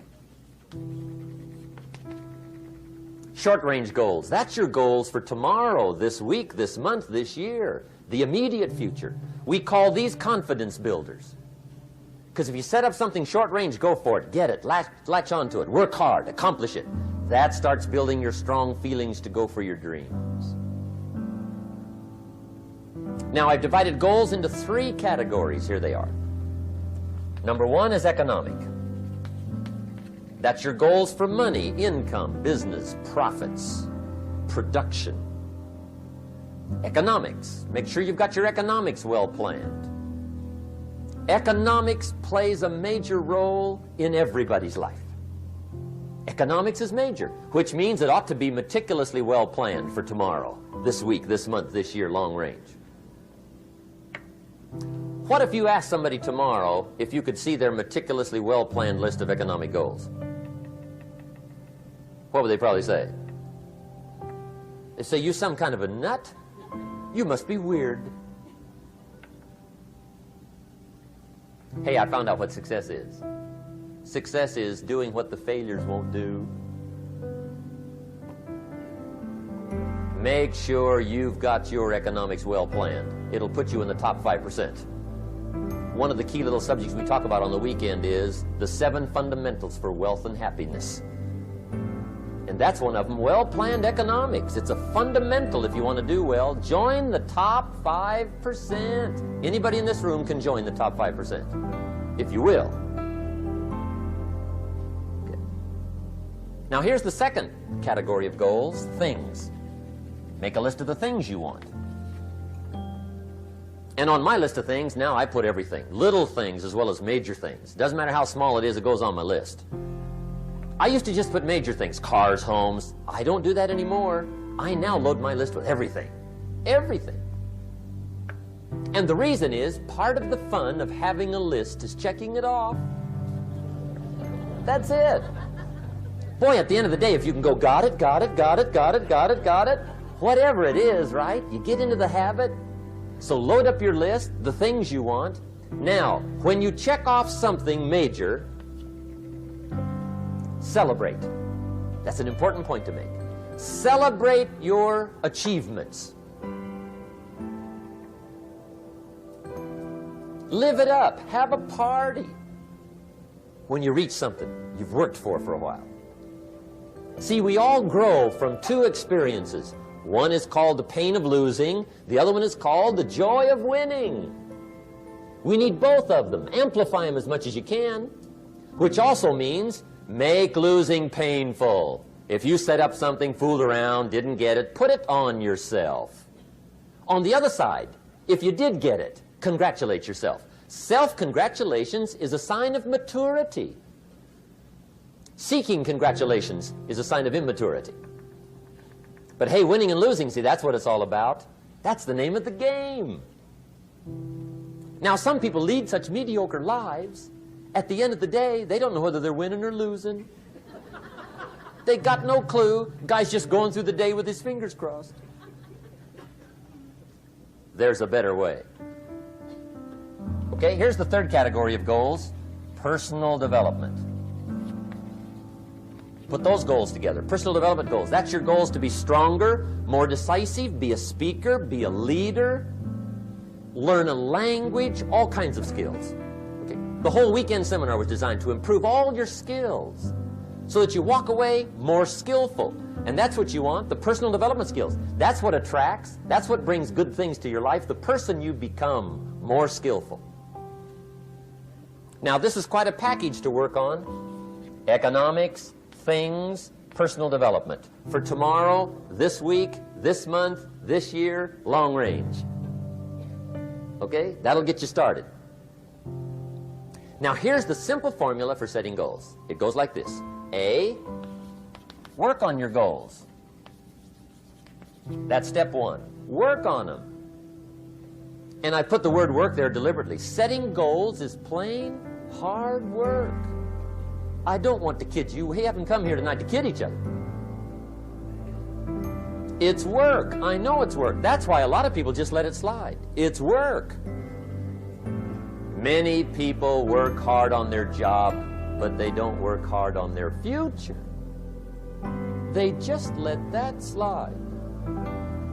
And the work involved is making plans.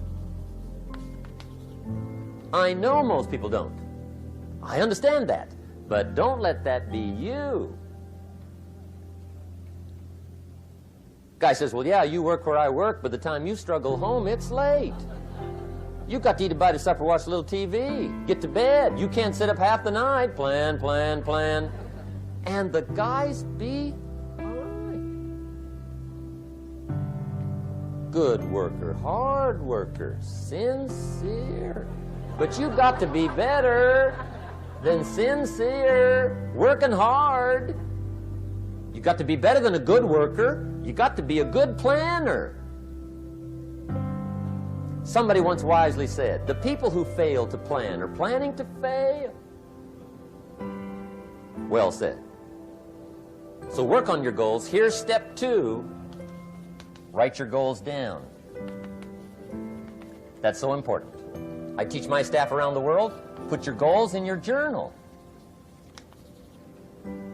Because one of the major people you want to study is yourself. Say, here's the list of goals I put together 3 weeks ago. Here's the list of goals I put together 2 years ago. Here's some of the changes I made, rearrangement of my priorities. I scratched these off. I put these on. I've gotten these. Study your accomplishments. Study what your desires are. Put them on paper. Write them down. Here's another reason for writing your goals down. It shows you're serious about doing better.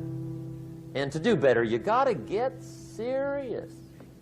You don't have to be grim, but you must be serious.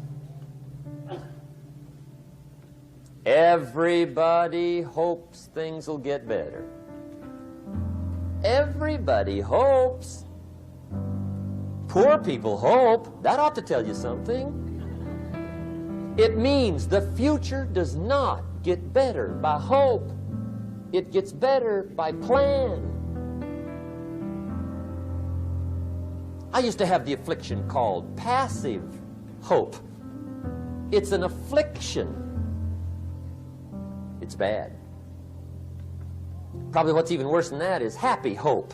Now that is really bad. That's bad. Happy hope.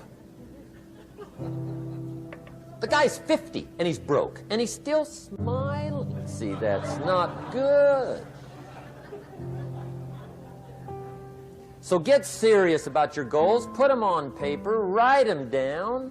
There's all kinds. His goals, her goals, their goals. Business goals, financial independence goals, family goals. I mean, there's so many things to work on this that if you don't get busy and work on it, sure enough, the time will pass. And sure enough, 5 years from now, you'll wind up where you don't want to be, wearing what you don't want to wear, driving what you don't want to drive, being what you don't want to be. Now's the time to fix it.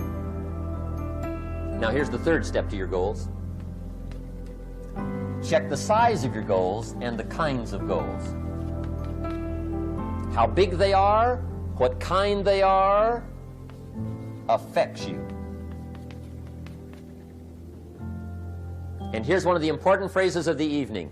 Your goals are affecting you, whatever they are. Your goals affect your handshake. Your goals affect your attitude, personality. Your goals affect the way you walk, the way you talk, the way you dress. All day long, we're being affected by our goals. Now, some people have goals, but they have such lousy goals. The effect is bad. I asked a guy one time, what are your goals for this month? The guy said, look, if I could just scrape up enough money to pay these lousy bills. That was his goal. I'm not saying it isn't a goal. It's a goal, but it's such a lousy goal, the effect is bad.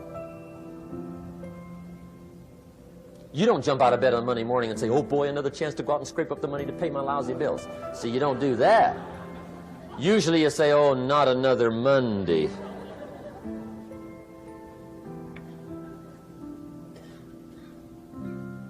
And some people have so given up on life, they have joined the thank God it's Friday club. How sad. Surely those are the same people, when life is over for them, will say, thank God it's over. Let me give you a Bible philosophy that teaches how to get whatever you want. That's the title of the next set of notes.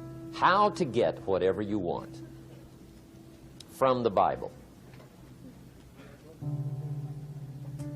Now again, I'm an amateur when it comes to the Bible. I'm not a pro. But this I can quote, and I think that'll be sufficient. How to get whatever you want. Here's what it says if you're ready. It says, ask,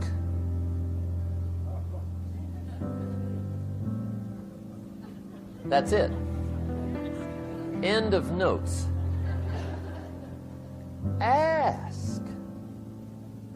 If there's one art in life to learn extremely well, that's got to be one of them. The art of asking. What does ask mean? Ask means, what do you want? And the formula is staggering. It says ask and what? A guy ought to look into that.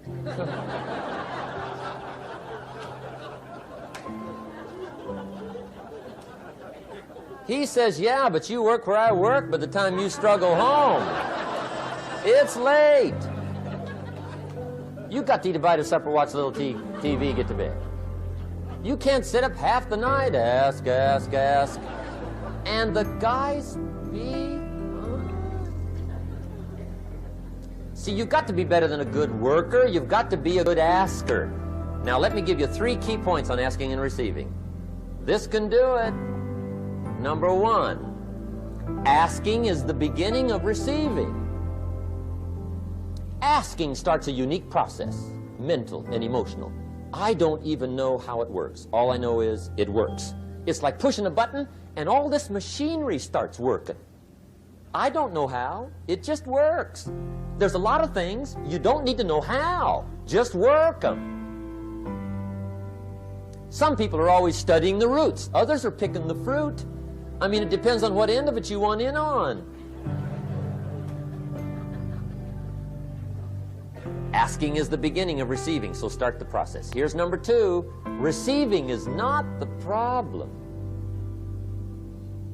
Receiving is automatic. Now, if that's true, receiving is not the problem, what's the problem? Failure to ask might be one of your major problems. I don't know. Check it out. The guy says, oh, now I see it. I got up last year and hit it every day, but there's not a scrap of paper with my goals. Good worker, poor asker. So you got to change that. Here's number 3. Receiving is like the ocean. There's plenty, especially in California.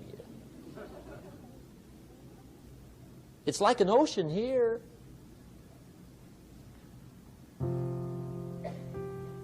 Success is not in short supply.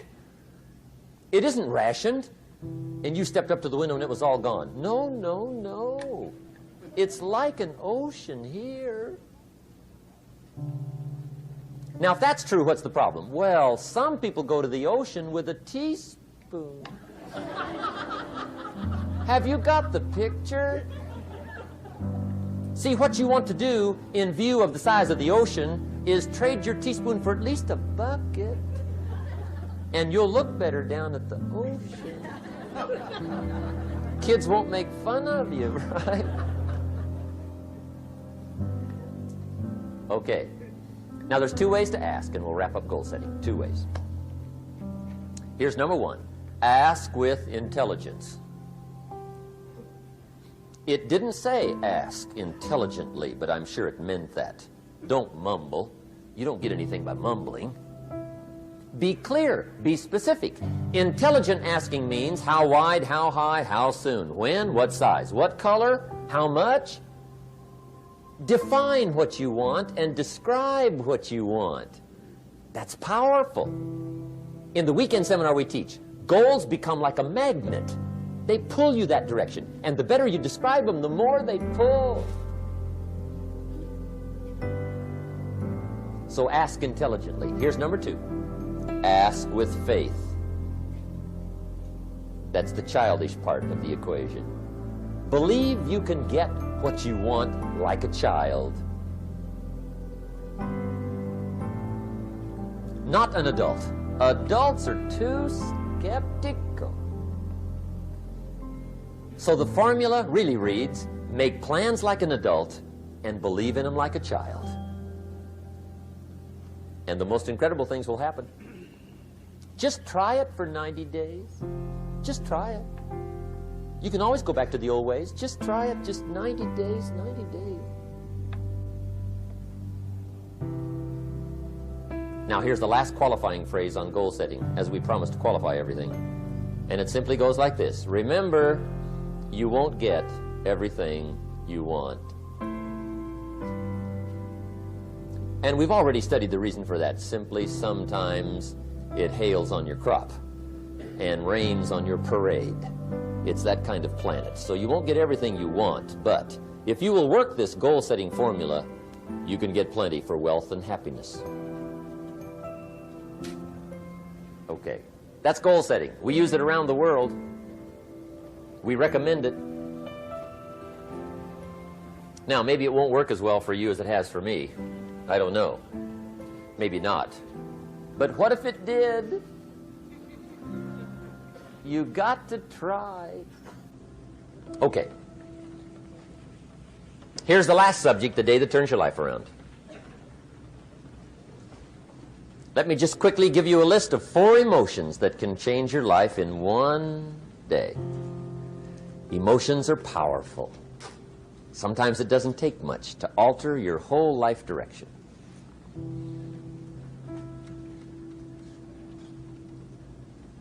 Okay, here they are. Number 1, disgust.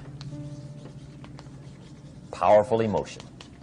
Disgust says, I have had it. See, that could be the day. The day you can say, I've had it.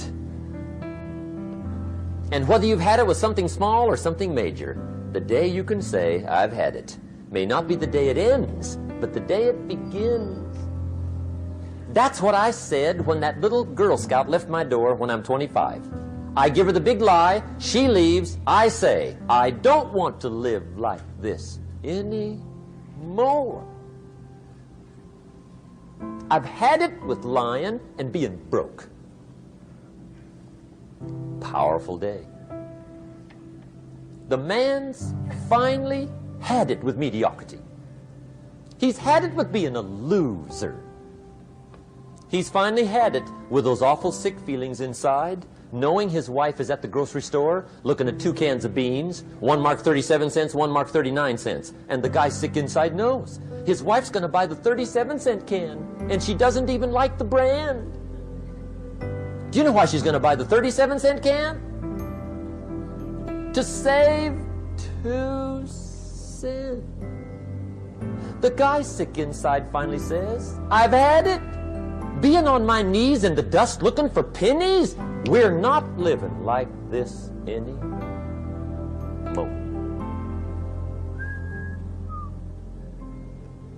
Could be the day that turns your life around. The day you can say, I've had it. He walks into his closet and rips everything in it to shreds and says, I've worn this embarrassing stuff for the last time. And not only will I never wear it again, no one else will ever wear it again. Commit an act that says, I've had it. Powerful. Here's the next one. Decision. And decision making is powerful. And it's emotional. That's those knots in the pit of your stomach, right? Waking up in the middle of the night in a cold sweat, trying to decide.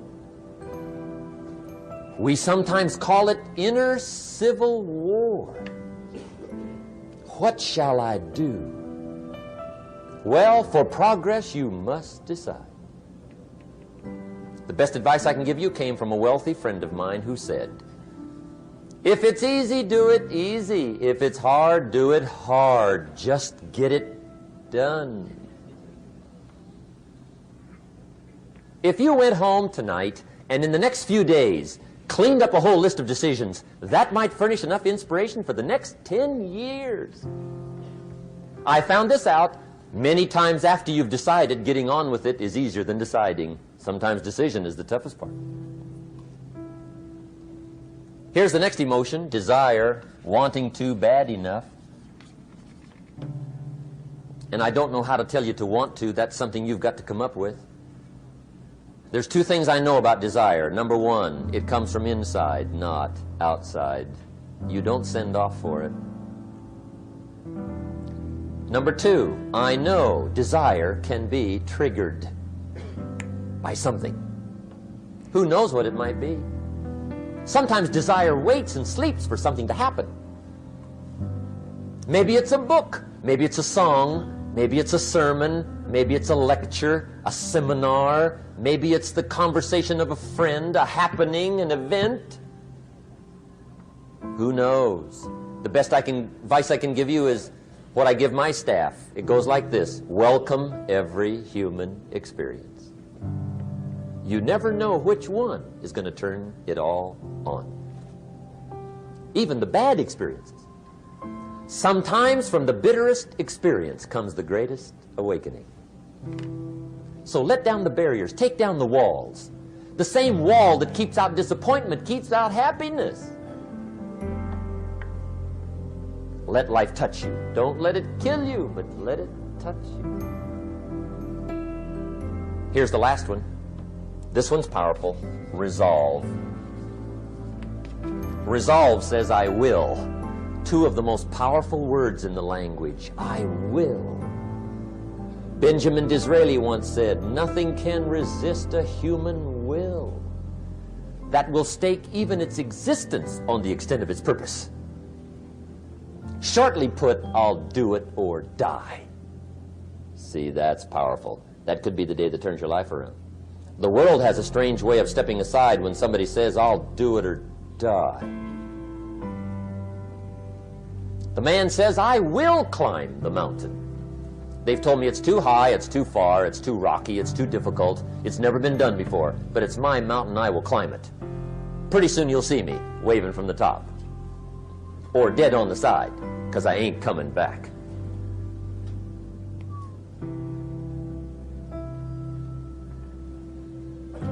The best definition I ever got from the word resolve came from a little junior high girl in Foster City, California, up north. I'm talking to the junior high kids one day. I love to ask kids definitions. They come up with beauties. I got to the word resolve and I asked, who can tell me what resolve means? And I got several hands, and they were all pretty good, but the last one was the best. Little girl, about 3 rows back, held up her hand. She said, Mr. Rohn, I think I know what resolve means. I said, darling, what do you think it means? She said, I think it means promising yourself you will never give up.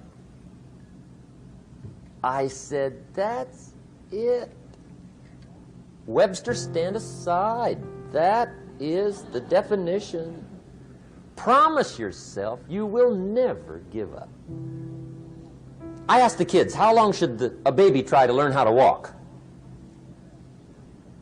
How long? How long would you give your average baby before you shut him off? How long? See, any mother in the world would say, you're crazy. My baby's going to keep trying until it learns how to walk. What a magic formula. Now let me show you what triggers all emotions into activity that brings results. And results is the name of the game. Here it is. Action. Finally, you must do something about how you feel. Jesus, the master teacher, said, don't just be listeners, be doers. The world admires the doers. Whatever it takes to get you to try harder, read more, set your goals, and go for it. Here's the next attitude disease. Over-caution. Some people never will have much. They're too cautious. Now, you can also be too reckless, but you can also be too cautious. This is called the timid approach to life. And my caution was always the risk. Risk used to drive me right up the wall. I used to say, what if this happens? It's called the language of the poor. What if this happens? And on top of that, if this was to happen, look at the fix I'd be in. I better not try. I could always ace myself out. Then I'll tell you what changed my whole life when I finally discovered it's all risky. The minute you were born, it got risky. If you think trying is risky, wait till they hand you the bill for not trying. If you think investing is risky, wait till you get the tab for not investing. See, it's all risky. Getting married is risky. Having children is risky. Going into business is risky. Investing your money is risky. It's all risky. I'll tell you how risky life is. You're not going to get out alive. That's risky. The Englishman says, well, if that's the way it's going to work out, let's give it a go. Right, that's what it's for. Give it a go. Somebody says, yeah, but I'm looking for safety and security. Fine, then huddle in a corner. We'll cover you with a sheet, bring you 3 meals a day. And we'll protect you, feed you, look after you, care for you. We won't let anything happen to you. And you'll probably live to be 100. The guy said, well, yeah, I'd live to be 100. But what a way to live. Right. What a way to live, safe and secure. Don't ask for security. Ask for adventure. Better to live 30 years full of adventure than 100 years safe in the corner. And see, it's not important how long you live. What's important is how you live. Here's the next attitude disease. We're almost through with this motley list. In fact, we're almost through. Hang on. The next one is pessimism. Pessimism, the deadly disease of always looking on the bad side, the problem side, the difficult side, checking all the reasons why it can't be done. The poor pessimist leads an ugly life. He doesn't try to figure out what's right. He tries to figure out what's wrong. He doesn't look for virtue. He looks for faults. And when he finds them, he's delighted. How ugly. This is the poor guy who looks through the window, doesn't see the sunset. He sees the specks on the window.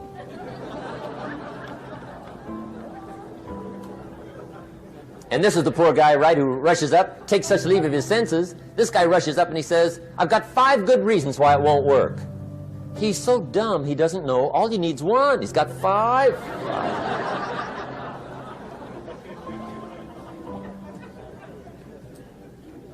To the pessimist, the glass is always half empty. To the optimist, the glass is half full. Why would the same measure affect people 2 different ways? Answer: it all depends on how you look at it. Our lives are mostly affected by the way we think things are, not the way they are. The way we think they are affects us most. There's a subject we don't have time to get into tonight called better thinking habits. One of the major things Shove taught me when I met him, he said, poor thinking habits keeps most people poor. Not poor working habits. Most people work hard, but they don't think hard. And Shove taught me that the mind is like a factory, a mental factory. And whatever you think about all day long pours ingredients into this mental factory. And that's what builds the economic, social, financial fabric of your life. He quoted me a Bible phrase that says, as you think, so you become. How awesome. When he talked about poor thinking habits, he had me. I used to start the day reading the morning newspaper. I mean, you can believe that or not. I'd get a cup of coffee and read the paper. I'd load up on wars and riots and murders and stabbings and killings and bank robberies and muggings and car wrecks and tragedies. I'd even read the back pages. I seem to like that stuff for some weird reason. I'd load up on all that, and then I'd start the day. You can imagine the kind of days I used to have. You walk around on your financial knees. They call you economic peewee.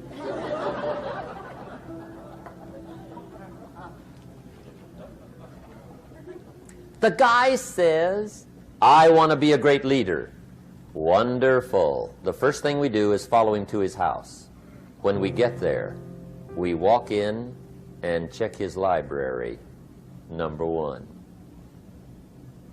Somebody says, well, why check his library? The reason is because what a man reads pours massive ingredients into his mental factory, and the fabric of his life is built from those ingredients. You would not believe what some people have got in their house to read. You would not believe. One of the best dressed up words I know for a lot of it is trash. Can you imagine dumping a barrel of trash into this mental factory every day and coming out with a rich, dynamic, positive life? It can't be done. You might as well try making a cake with cement. The kids back in Danbury, Connecticut, high school, they're asking me questions one day. I'm talking to the kids. Kids got good questions these days. One of them said to me, Mr. Rohn, how do you build the good life? I said, it's simple. It's not easy, but it's simple. Here's how you build anything. Select the right ingredients, keep out the wrong ingredients, and it starts with thought. Everything starts with thought. So you must be wise and careful what you think about, because that starts everything. You got to be wise and careful. I asked the kids, what would happen if somebody dropped sugar in my coffee? They said, well, you'd be okay. I said, what if somebody dropped strychnine in my coffee? They said, well, you'd be dead. I said, correct. Lesson 1. Life is both sugar and strychnine. You gotta be careful. I said, what if my worst enemy drops in the sugar? They said, will you be okay? I said, what if my best friend, even by accident, drops in the strychnine? They said, well, you'd be dead. I said, correct. Lesson 2, watch your coffee.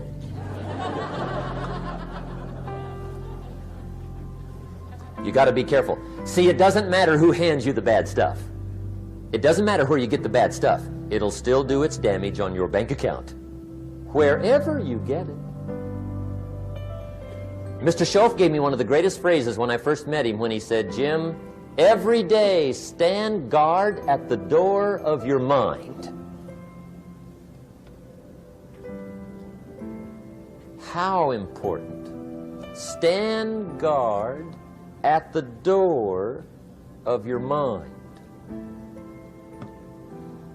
And you decide what goes into your mental factory. Don't let anybody just dump anything they want to in your mental factory, because you've got to live with the results.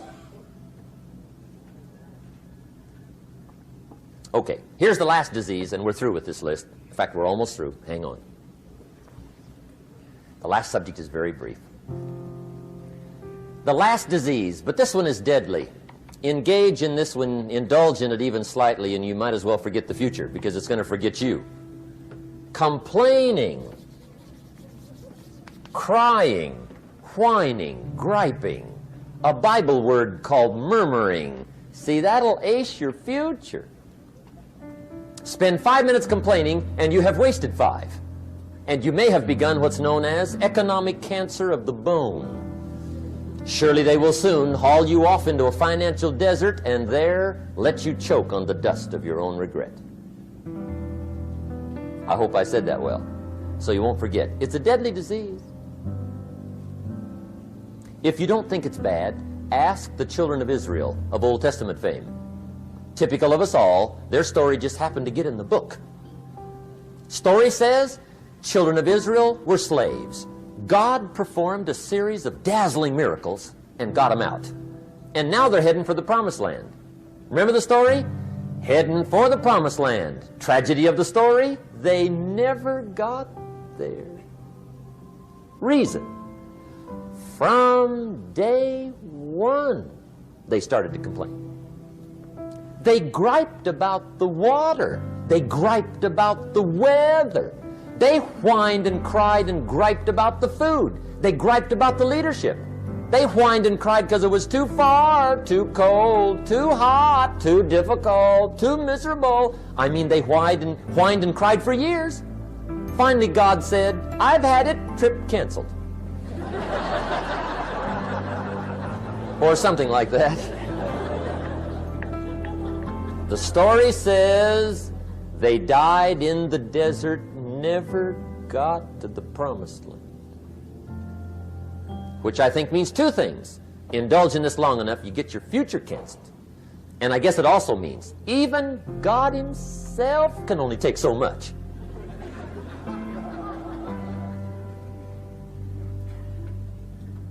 Okay.